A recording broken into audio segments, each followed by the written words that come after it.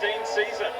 Nice to end with a good scrap, isn't it, for position? I think Joseph's got to watch. If he's driving to a fuel number, if Castroneves keeps pushing him past his fuel number, he could run out of fuel on the last lap. We're unsure of how many guys really can make it other than Pagenaud and Rahal. We're unsure of who can make it. We know Castroneves can make it. And having a lonely old drive ahead of these guys by a couple of positions is one Pablo Montoya. He is some 12 seconds behind Graham Rahal, and he's about 10 seconds ahead of Alexander Rossi and Ryan Hunter-Reay. He's kind of having his own run. All this battle with Castroneves and Newgarden allowed Marco to close the gap, as we see Montoya, as you said, lonely drive, looking further back. There is Hawksworth, who's a lap down, but then that's Alexander Rossi and Ryan Hunter-Reay. They'll be charging hard to the finish, and I think that's one of the better finishes, if not the best finish for Rossi since his win in Indianapolis. This is what we got to watch here. Joseph forces Castroneves to make a mistake. The 2 points that he needs is right there behind him. Yep. And then we have the Ganassi car just has closed this gap as well. So Castroneves cannot afford to make a mistake here and lose a position. It's a nice way for Charlie Kimball to finish off the 2016 season, racing in his home state of California, and he is the highest placed Ganassi car in 9th, doing a nice job. It's really hard to imagine. I mean, with the troubles that Scott Dixon's had today, it's still kind of a shock that the pace hasn't been nearly. You think about what we saw at Watkins Glen last race. He was untouchable, Scott Dixon was. Here we are on board. Scott Dixon's running in 17th. He did have the radio issues, the extra pit stop, but nowhere near the top of the charts on fastest lap. Meanwhile, Pagenaud, Max Chilton, and Kimball are 1, 2, and 3 for fastest laps of the race. And you know what? It shouldn't have been a surprise, Paul, given the way the weekend started for Dixon. I mean, he was down the bottom of the order. Yeah, he was. They waited a long time to go out to run. They thought they had a good setup. They rolled out for practice. It wasn't good. As we watch Simon here, he's starting to edge away again from Graham Rahal. So well and truly has this thing under control. I think he backed off for a little while. Was making those better fuel numbers than he needed to. Guys, watch Graham's visor here as he turns uphill. You can just see his eyes. He's going to struggle to find the line. Look at him squint. He really is having a hard time seeing the apex in turn 2. Same problem here in 3.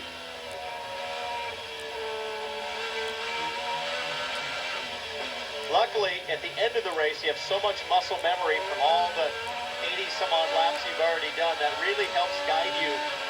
You effectively can't see there, but you've done it so many times that you can almost do it with your eyes closed.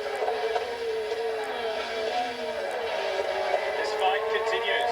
Newgarden up against Castroneves with Marco Andretti and Charlie Kimball stalking in the background. They're for the minor placings, but they're on championship implications. But Elio, the 3 there, the Hitachi Chevrolet, just needs to stay where he is. Monitor his position, and he will secure that 3rd spot in this 2016 championship.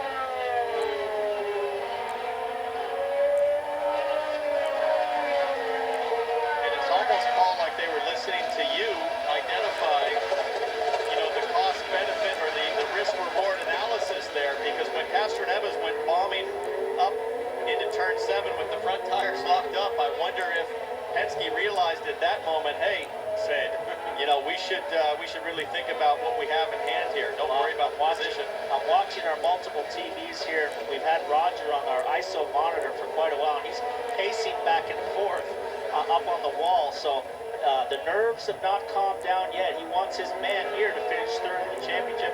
He knows he's got the championship locked up already, but he's thinking for Helio, hey, how do I get my guy to just get to the end here? At what point in your life did you find the voice for reason and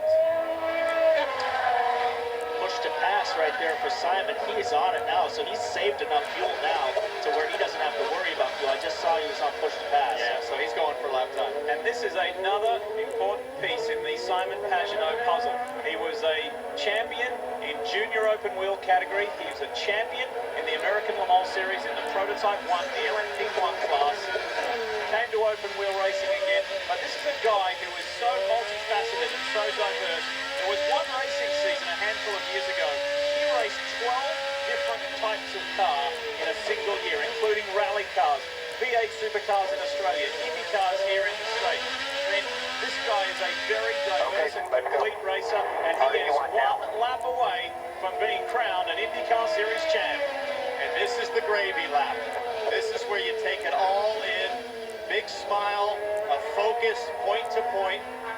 But man, what a job. He's earned every bit of this championship win. Just a few more corners. It's not over yet because Graham Rahal is not out of his sight. He can't afford to make a mistake here, but we'll probably see him dive over the hill here. One more push to pass. He's still got 7 push to passes, more than anybody in the field. Like, look, the green light's on. Push to pass. He knows he's got enough fuel. The guy has been the master of the fuel and tires today, and he's just going to bring it home. Pagenaud may not have the reputation like a Will Power as being super aggressive, but he is. He thrives. He relishes on pressure situations, and when the biggest pressure situation of his racing career has come calling, right here, right now, he has responded. And there's been significant milestones this season. His first win for Penske at Long Beach, his qualifying performance at Iowa, the pole position yesterday over Will Power, all of that has built confidence. And this is it. Not only did he stamp his authority on it to get that pole position, but now, at the final race of the year, he gets his first win in Sonoma, and Simon Pagenaud is the 2016 Verizon Indycar Series champion. And mum and sister and family are delighted, as you would imagine. We'll get back to Simon in just a moment. Let's see who wins this individual fight here between Newgarden and Castro Neves. This is your battle for third. Will he go for it? He takes a look. He doesn't have to pass him, but he took a look. Tried to force a mistake by Joseph, and Castro Neves will come home with a Penske 1-2-3 in the championship. And Alexander Rossi runs out of fuel, and I think Underay got the position there for 4th. He did indeed. But there is the champ, Simon Pagenaud, the 32-year-old Frenchman. It's his 9th career win. It's his 5th win of the season, and his first at this track. The captain must be delighted. Yes, an amazing result on your 50th anniversary. You knew you were going to win the championship, but you called Castro Neves now to a 1-2-3. How gratifying. Well, that was a great run. I just take my hat off to the whole team and what they've done all season long, and to cap it off here with another win, 10 wins for these guys. And certainly Pagenaud dug deep all year and came up with a win for the team. And I think you can see how good we are, and I can't take my hat off to these guys enough, and thank our sponsors. And Chevy, what great power we had. I think we made a lot of mileage there at the end. Last year, the championship slipped away here. What changed this year? Well, I think we focused, and we had the benefit of such a strong finish here at the end to have that race under our belt. Didn't have to go for it, so you never know. Congratulations. Thanks. Little rallycross experience paid off there. It's a nice drift, PT. I like that. I like it too. He's going to use up that Chevy motor now and give the fans a treat, do some donuts. Don't stall it. That would be a stall. And he doesn't care. Wow, what a season he stitched together. We documented it many times last year about he was kind of given a free pass last year to take his time to settle in to Team Penske. Both himself and his engineer, Ben Bretzman. Well, they did use that year, and they used it very productively to launch themselves into this 2016 season. 2 weeks in a row, James runs out of fuel. Look at this guy. He's up on top of the car. All the fans are down there at that end. Well done, Simon Pagenaud.